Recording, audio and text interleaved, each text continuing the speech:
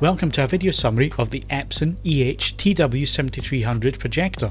You can read the full in-depth review via the link in the description or by clicking the card top right of the screen. The Epson TW7300 is a £2,200 LCD projector that boasts a number of unique features that makes it compatible with 4K HDR content. It is a 1080p projector that uses a 4K enhancement feature to diagonally shift the image by half a pixel to increase the resolution to the same as Ultra HD. It also accepts full Ultra HD 4K signals and HDR content from UHD Blu-ray discs. Zoom, focus and lens shift are all motorised on the Epson, which is something usually only reserved for the most expensive machines. That means there's also a lens memory function for moving between aspect ratios on scope screens. The projector is only available in white and the lens is centrally mounted, and unusually at this price point there is a motorised lens cover. To either side of the lens are the air and exhaust vents, and below those are adjustable feet. The rest of the chassis is free from any other buttons or vents, and to the right side of the projector is a flap that hides menu buttons and access keys should you lose the remote control. There is also a large power and source select button to the left side of this flap for direct use. Above these is a blue light which lights up when the projector is in use. The supplied remote control is large yet easy to hold and has a good weight, so it sits neatly in the hand.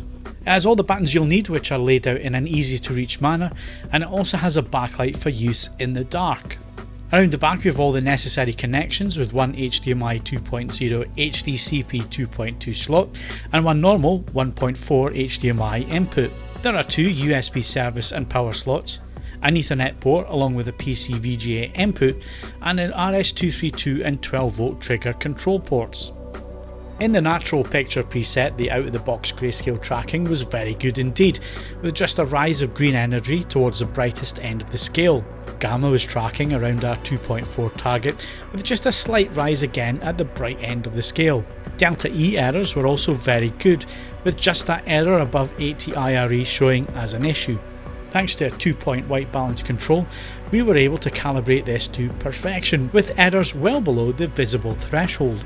Colour out of the box was also superb on the Epson, with excellent tracking of all the primary and secondary colour points. We could calibrate further to fine tune the results, but out of the box in the natural picture mode, the results were excellent for a bulb projector.